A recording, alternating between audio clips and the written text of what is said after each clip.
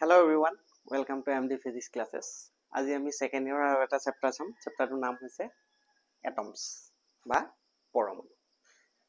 তো পৰমাণুৰ বিষয়ে আমি কিছুমান কথা জানো, যেনে সবতছে বেসিক যেটো কনসেপ্ট আমি পৰমাণুৰ কথা জানো হেতু হল যে পৰমাণুৰ এটা নিউক্লিয়াছ থাকে, ঠিক আছে, আৰু নিউক্লিয়াছৰ চাৰিওফালে কি হয় কিছুমান ইলেক্ট্ৰন ঘূৰি আছে। আমাৰ যদি পৰমাণু বুলি কয় বা এটমছ বুলি কয় আমাৰ মনলৈ ক্লাসিক্যাল এটো ধাৰণা আহে, মনত ৰাখিবা।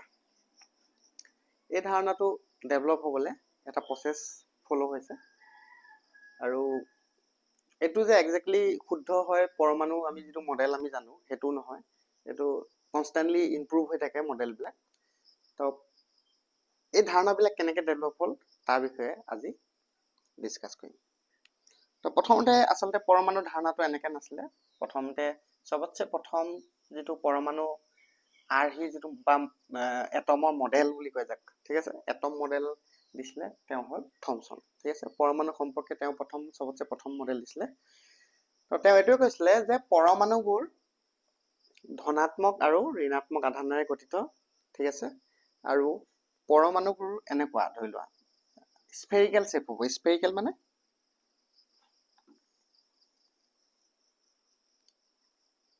মানে গোলক, ঠিক আছে, ফুটবলৰ নিচিনা, ঠিক আছে, এনেকুৱা স্ফেৰিকেল শেপ হ'ব। আৰু তেওঁ কৈছিলে যে গোটেই পজিটিভ আধানটোৱে হ'ল ইয়াত গোটেই গোলকটো বা গোটেই স্ফিয়াৰটো, ইয়াত গোটেইটো পজিটিভ আধান বুলি ক'লে।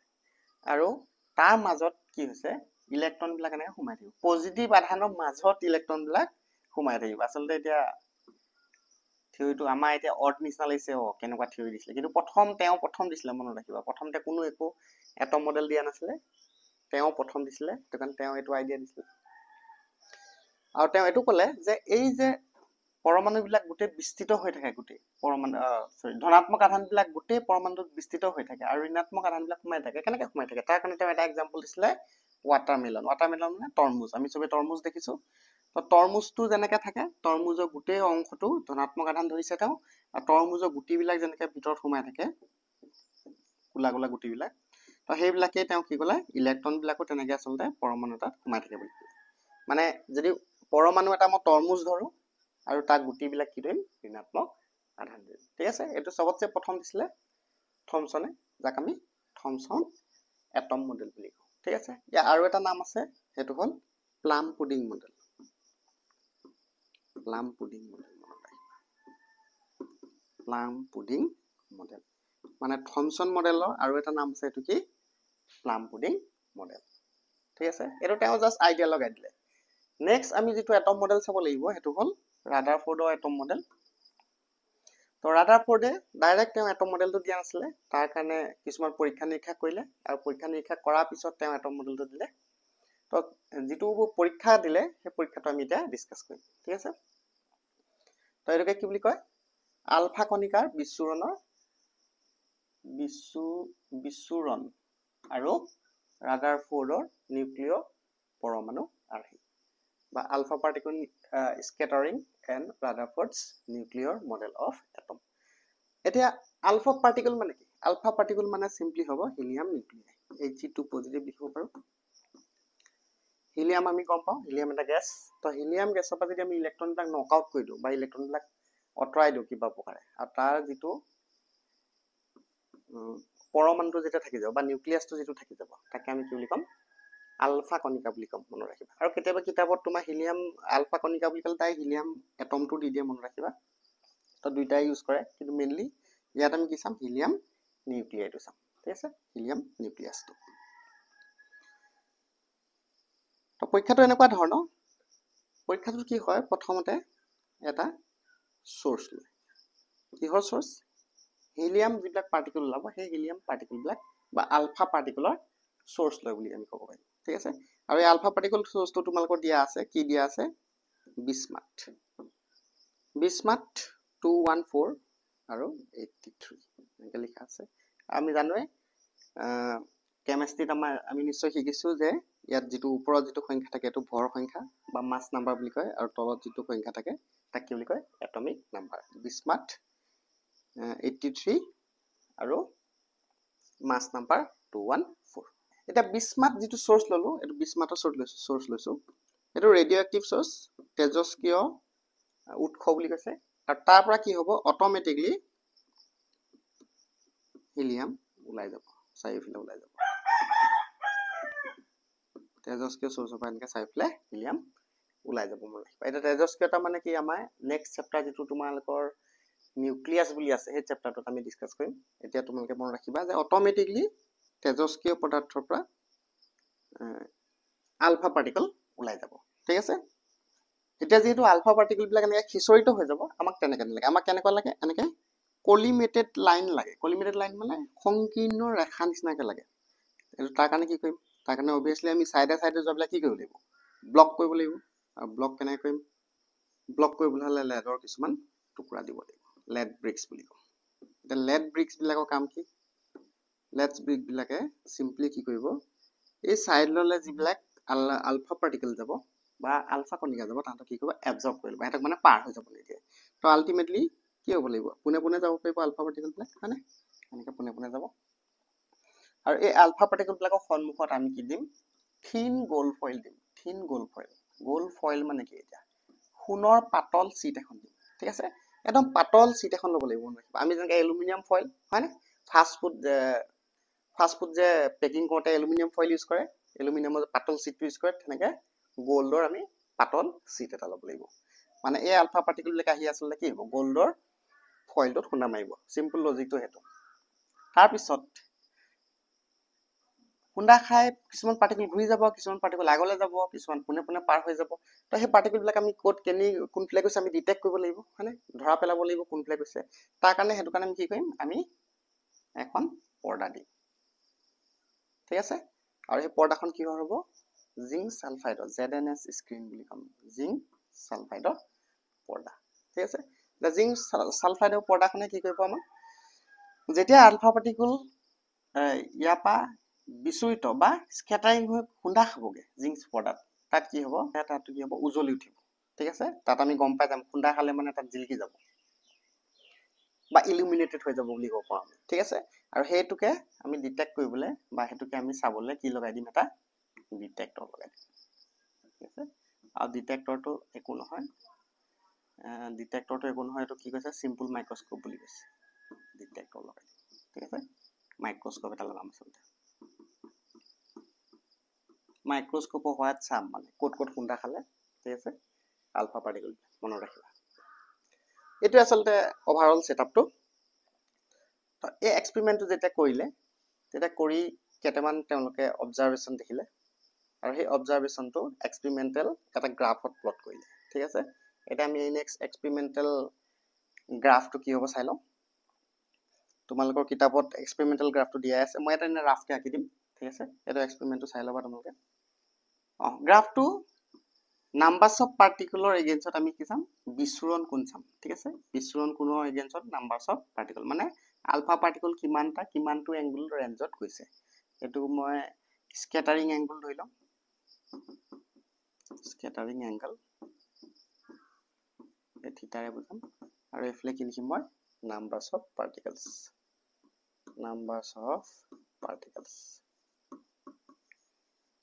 পদাৰ্থৰ আলফা কণিকাৰ সংখ্যা ঠিক আছে তো ইয়াৰ ৰেফাৰেন্স 10 ধৰিছে 10 টু দি পাৱাৰ 2 ধৰিছে 10 টু দি পাৱাৰ 4 এক্সপোনেনশিয়েলি বাঢ়ি গৈছে ইয়াত 10 to the power 5 10 to the power 6 এনেকৈ দিছে আৰু এইফালে এংগুল বিলাক দিছে 10 20 30 40 50 60 এনেকৈ বাঢ়ি গৈছে এংগুলটা মনত ৰাখিবা আৰু এই গ্ৰাফখন কেনেকুৱা হ'ব গ্ৰাফখন হ'ব এনেকুৱা ধৰণৰ তোমালোকৰ কিতাপত আছে গ্ৰাফখন এবাৰ ভেৰিফাই কৰি ল'বা এটা এই গ্ৰাফখনৰ পৰা আমি কি আইডিয়া লগাব পাৰিম সিম্পল কথা 10 টু দি পাৱাৰ 6 মানে 10 টু দি পাৱাৰ 6 মানে 10 লাখ পাৰ্টিকল চোৱা 10 লাখ পাৰ্টিকল এফালে যদি মিলাবলৈ যোৱা 10 তাতকে 10 ডিগ্ৰীকে কম এংগল বনাইছে মানে সবতছে বেছি পাৰ্টিকল সবতছে কম এংগল বনাইছে আৰু যেতিয়া আমি 40-50 ডিগ্ৰী হেফলে যাওঁ তেতিয়া কি হ'ব তেতিয়া এটো 100 আৰু 10 ৰ ভিতৰত পাৰ্টিকল থাকিব বেছি এংগল বিলাকত দেখিছানে মানে বেছিভাগ পাৰ্টিকলে আচলতে পুনে পুনে পাৰ হৈ যাব এংগল বহুত কম বনাব 10 ডিগ্ৰী কে কম বনাব এই গ্ৰাফটো এৰ পৰা মিনিং এটো ঠিক আছে আৰু এই গ্ৰাফটোৰ পৰা কেইটামান তোমালোকৰ অবজাৰভেশ্যনো দিয়া আছে ঠিক আছে আমি অবজাৰভেশ্যন চাব লাগিব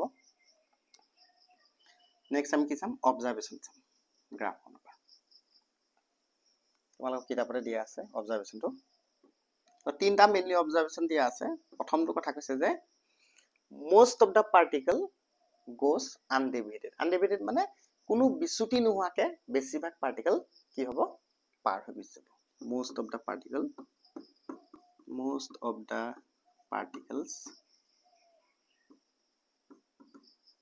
goes undeviated মানে বিচ্যুতি নোহোৱাকে বেছিভাগ পাৰ্টিকলে পাৰ হৈ গুচি যাব আলফা পাৰ্টিকলৰ কথা কৈ আছে আৰু দুই নম্বৰ পইণ্টটো ক'লে যে only 0.14% হে more than 1 degree angle বনাব more than 1 degree বহুত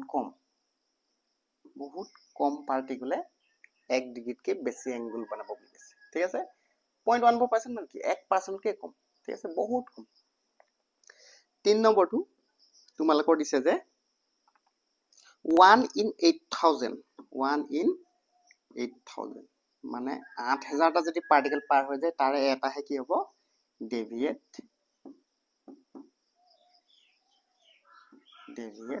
more than 90 ঠিক আছে 90 ডিগ্ৰীতকৈ বেছি ডেভিয়েচন কিমানত হ'ব 90 ডিগ্ৰীতকৈ বেছি ডেভিয়েচন কিমানত হ'ব 1 in 8000 হ'ব মনত ৰাখিবা ঠিক আছে এই তিনটা অবজাৰভেশ্যন তোমালোকৰ গ্ৰাফটোৰ পৰা এক্সপেৰিমেন্টটোৰ পৰা পালে বুলি আমি কম এতিয়া এই গোটেই এক্সপেৰিমেন্টটোৰ ওপৰত বেছ কৰি ৰাদাৰফৰ্ডে এটা আইডিয়া লগালে ঠিক আছে আইডিয়াটো এনেকৈ লগালে সেইটো চোৱা most of the particles go undeviated মানে এটা চোৱা কিবা এটা বস্তু কেতিয়া পুনে পাৰ হৈ যাব যেতিয়া বস্তু আগফালে খালী থাকিব মানে যদি খালী নাথাকে তেতিয়ালে বস্তু কি হ'ব ঘূৰি আহিব সিম্পলি তুমি বল কেইটামান ধৰি যদি দলিয়াই থাকা আগত যদি ওয়াল থাকে ওয়ালত থাকিলে ওয়ালৰ খুনা খাই গুচি আহিব আৰু যদি আগত ওয়াল চল নাথাকে যদি ডাঙৰ দৰজা এখন থাকে তেতিয়া কি হ'ব বলবিলাক পাৰ হৈ যাব মানে খালী জেগা থাকিলে বস্তুটো পাৰ হৈ যাব আৰু যদি কিবা এটা বেৰিয়াৰ থাকে ঠিক আছে বা বাধা থাকে তেতিয়া কি বস্তুটো ঘূৰি আহিব তো ইয়াৰ পৰা আমি গম পালো যে বেছিভাগ পাৰ্টিকলে যেটো পুনে গুচি যায় তেতিয়াহ'লে আমি কি বুলি ক'ম পৰমাণু এটা গোটেই মানে কি হ'ব গোটেই পৰমাণুটো বেছিভাগ অংশ কি বুলি ক'ম খালী বুলি ক'ম খালী জেগা আছে তাত তাৰপিছত যেহেতু ডেভিয়েচনো হৈছে চোৱা ঘূৰিও আহিছে তো ইয়াৰ পৰা কি বুজিম এতিয়া চোৱা আলফা পাৰ্টিকল কি হয় পজিটিভ হয় না পজিটিভ পাৰ্টিকল এটা ক'ৰবাত যদি খুন্দা খায় বা ডেভিয়েট হ'ব লাগে কেলে ডেভিয়েট হ'ব ক'ৰবাত পজিটিভ বস্তু থাকিব লাগিব কাৰণ পজিটিভে কি কৰে ৰিপালচন কৰে হয়নে এনেকৈ পজিটিভ যদি থাকে হয়নে ইয়াত যদি আৰু এটা পজিটিভ আলফা পাৰ্টিকল যায় তেতিয়া কি হ'ব পুনে গ'লে কি হ'ব খুন্দা খাই ঘূৰি গুচি আহিব পজিটিভ চাৰ্জ আছে সাইড দি গ'লে কি হ'ব অলপ সাইড দি গ'লে কি হ'ব ৰিপালচন হয় কি হ'ব অলপ ডেভিয়েচন হ'ব আচলতে কথাবিলাক এনেকুৱা হয় মনত ৰাখিবা মানে ইয়াৰ পৰা আমি এটা কথা গম পালো যেহেতু ডেভিয়েট হৈছে ইয়াত পজিটিভ চাৰ্জও আছে ঠিক আছে তো এনেকৈ আইডিয়া লগাই ৰাদাৰফৰ্ডে এটা থিয়ৰি দিলে ৰাদাৰফৰ্ডে ক'লে যে পৰমাণু এটা বেছিভাগ অংশই কি বুলি ক'লে খালী বুলি ক'লে আৰু তেওঁ ক'লে যে তাৰ যিটো মাছ পৰমাণুটো যিটো ভৰ হ'ব সেইটো কি হ'ব কেন্দ্ৰত থুপ খাই থাকিব ঠিক আছে চেণ্টাৰত এনেকৈ পৰমাণুটো গোটেই ভৰটো থুপ খাই থাকিব বুলি ক'লে আৰু এইটো কি হ'ব পজিটিভ হ'ব বুলি ক'লে আৰু ইলেক্ট্ৰনবিলাক কি হ'ব সেই আৰু ইয়াকে নিউক্লিয়াছৰ নাম দিলে ইলেক্ট্ৰনবিলাক কি হ'ব তাৰ চাৰিওফালে কিছুমান কক্ষপথত ঘূৰি থাকিব বুলি ক'লে নিউক্লিয়াছৰ চাৰিওফালে ইলেক্ট্ৰনবিলাক ঘূৰি থাকিব বুলি ক'লে আৰু তেওঁ ক'লে যে এই ডিজাইনটো এনেকুৱা হ'ব যেনেকৈ সূৰ্যৰ চাৰিওফালে গোটেই গ্ৰহবিলাক ঘূৰি থাকে ঠিক আছে আমাৰ সোলাৰ চিষ্টেমৰ কথা কৈছোঁ তেনেকৈ নিউক্লিয়াছৰ চাৰিওফালে কি হ'ব ইলেক্ট্ৰনবিলাক ঘূৰি থাকিব এইটো তোমালোকে মনত ৰাখিবা আৰু এইটোকে আমি কি বুলি কওঁ ৰাদাৰফৰ্ডৰ এটম মডেল বুলি কওঁ ৰাদাৰফৰ্ডৰ পৰমাণু আৰ্হি একদম চিম্পল আৰ্হি এটা দিছে আৰু ৰাদাৰফৰ্ডে সেই এক্সপেৰিমেণ্টটোৰ ওপৰত বেছ কৰি পৰমাণু এটা আকাৰৰ কথাও ক'লে মনত ৰাখিবা তেওঁৰ মতে পৰমাণু এটা আকাৰ হ'ব 10 to the power minus 14 to 10 to the power minus 14 to 10 to the power minus 15 মিটাৰৰ ভিতৰত পৰমাণু এটা আকাৰৰ আইডিয়াটো ৰাদাৰফৰ্ডৰ আৰ্হিয়ে দিলে মনত ৰাখিবা এতিয়া আলফা পাৰ্টিকল স্কেটাৰিঙত আমি বেলেগ কি কৈছো বিচ্যুতি কোণ পাওঁ কৈছো হয়নে বিচ্যুতি এংগল পাওঁ কৈছো বেলেগ বিচৰণ কোণ পাওঁ কৈছো হয়নে তো হেতু ওপৰত বেস কৰি তোমালোকৰ এটা টপিক দিয়া আছে, হেতু হল ইম্প্যাক্ট প্যাৰামিটাৰ বা সংঘাত পাছল। আমি হেতু ডিসকাস কৰি লওঁ ইম্প্যাক্ট প্যাৰামিটাৰটো। ঠিক আছে, ইম্প্যাক্ট প্যাৰামিটাৰটো ডিসকাস কৰি লওঁ। সংঘাত পাছল বুলি কয় ইম্প্যাক্ট প্যাৰামিটাৰ।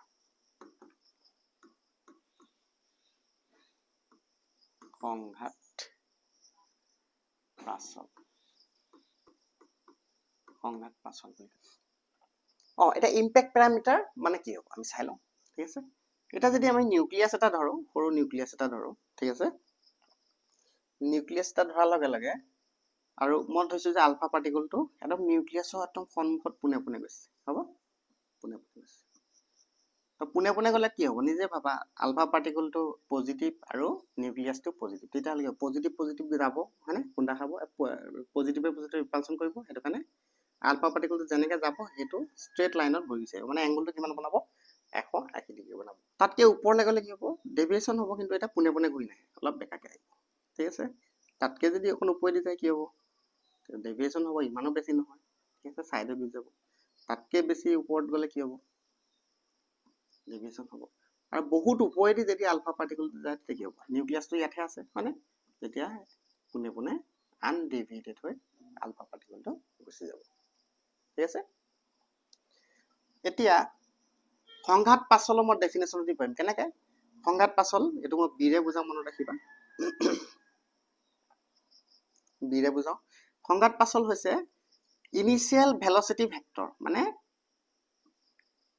আলফা পাৰ্টিকুলাৰ যিটো বেগৰ ভেক্টৰৰ 90 ডিগ্ৰী, ঠিক আছে, লম্ব দিশত যিটো দূৰত্ব থাকিব, বেগটো এইফালে আছে, তাৰ লম্ব দিশত কি হ'ব, ইয়াৰ লম্ব দিশত এনেকে হ'ব। ঠিক আছে, লম্ব দিশত যিটো দূৰত্ব থাকে আমি কি বুলি ক'ম, সংঘাত পাছল বা ইম্প্যাক্ট প্যাৰামিটাৰ বুলি ক'ম, তোমালোকে মনত ৰাখিবা। এতিয়া তোমালোকক কেইটামান কণ্ডিশ্যন চাব লাগিব ইম্প্যাক্ট প্যাৰামিটাৰ ৰিলেটেড। এতিয়া চোৱা, যদি মই বিটো সৰু কৰি দিওঁ, মানে ইম্প্যাক্ট প্যাৰামিটাৰ বা সংঘাত পাছলটো সৰু কৰি দিওঁ, তেতিয়া কি হ'ব, সৰু কৰাৰ লগে লগে কি হ'ব, ডেভিয়েশ্যনটো বেছি হৈছে। চোৱা, সৰু কৰাৰ লগে লগে খুন্দা হোৱা আৰু আঁতৰি যোৱা, বেছি আঁতৰলৈ উফৰি গৈছে, হয়নে, তো ডেভিয়েশ্যনটো বেছি বা বিচ্যুতিটো বেছি হৈছে বুলি ক'ম।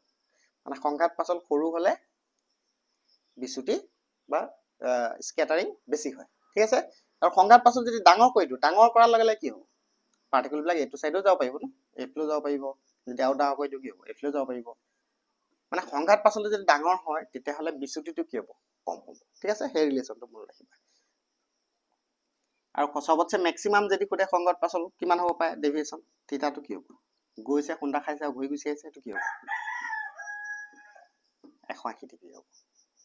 ঠিক আছে, আৰু চবতছে ডাঙৰ কোণ কিমান বনিব সংঘাত পাছলৰ কাৰণে, চাই লোৱা ভালকে, এংগল কিমান বনিব, প্ৰথম যাব আৰু খুন্দা খাই ঘূৰি আহিব। মানে চবতছে সৰু যদি সংঘাত পাছল লওঁ তেতিয়া থিতা মানটো কি হ'ব, 180 ডিগ্ৰী হ'ব, যাব আৰু গুচি আহিব, যাব আৰু গুচি আহিব, এইটো কাৰণে এংগলটো কিমান হ'ব, 180 ডিগ্ৰী। ঠিক আছে, আৰু চবতছে সৰু বিচ্যুতি কোণ কিমান বনাব সংঘাত পাছল, যদি ডাঙৰ সংঘাত পাছল হয় তেতিয়া কিমান বনাব, থিতাটো 0 ডিগ্ৰী বনাব, কাৰণ পোনে পোনে গুচি গ'লে এংগল কি বনিব, 0 ডিগ্ৰী বনিব। ঠিক আছে, খুন্দা খাই ঘূৰি আহিলে 100 ডিগ্ৰী, এইটো মেক্সিমাম কণ্ডিশ্যন, মেক্সিমাম ডেভিয়েশ্যন। ঠিক আছে, সংঘাত পাছল সৰু হ'লেহে এইটো হ'ব, আৰু সংঘাত পাছলটো বেছি ডাঙৰ হয়, যদি ইম্প্যাক্ট প্যাৰামিটাৰটো বেছি ডাঙৰ হয় তেতিয়া কি হ'ব, থিতাটো 0 ডিগ্ৰী। এই কণ্ডিশ্যন কেইটাও মনত ৰাখি থবা। ঠিক আছে, তাৰপিছত নেক্সট আমি ৰাদাৰফৰ্ডৰ এটম মডেল চালো। এতিয়া ৰাদাৰফৰ্ডৰ এটম মডেলৰ কিছুমান লিমিটেশ্যনছ আছে, সীমাবদ্ধতা বুলি যাক কয়। ঠিক আছে, আমি লিমিটেশ্যনছ চাম। লিমিটেশ্যনছ, ঠিক আছে, এতিয়া চোৱা, ৰাদাৰফৰ্ডে কি ক'লে যে নিউক্লিয়াছ এটা আছে, হয়নে, নিউক্লিয়াছটো চাৰিওফালে কি হ'ব, ইলেক্ট্ৰন বিলাক এনে ঘূৰি থাকিব।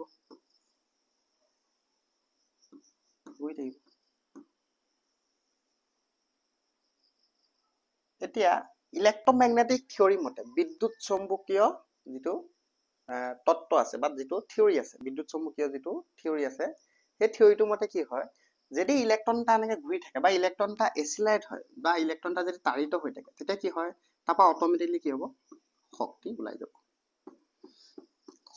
ওলাই যাব, বা ৰেডিয়েশ্যন ওলাব, বিকিৰণ হ'ব। ঠিক আছে, আৰু নিজে ভাবা, যদি ইয়াৰ শক্তিটো ওলাই গৈ থাকে গোল গোল ঘূৰি থকাৰ কাৰণে, যদি ইয়াৰ পৰা যদি শক্তি ৰেডিয়েশ্যন যদি ওলাই গৈ থাকে ঘূৰি থকাৰ কাৰণে, তেতিয়া আল্টিমেটলি শক্তি কমালে কি হ'ব, ই লাহে লাহে তাৰ কক্ষপথটো সৰু আহিব আৰু এনেকৈ স্পাইৰেল সৰ্পিল গতিত আহি পেলাই লাষ্টত কি হ'ব, নিউক্লিয়াছত পৰি যাব। আৰু এনেকৈ যদি হয় এটা নিৰ্দিষ্ট সময়ৰ পিছত কি হ'ব, যিমান পৰমাণু থাকে চব কি হ'ব, ধ্বংস হৈ যাব। ঠিক আছে, আৰু তেনেকৈ যদি হয় নিজে ভাবা আমাৰ গোটেই চাৰাউণ্ডিংটো কিহে গঠিত, মেটাৰে গঠিত।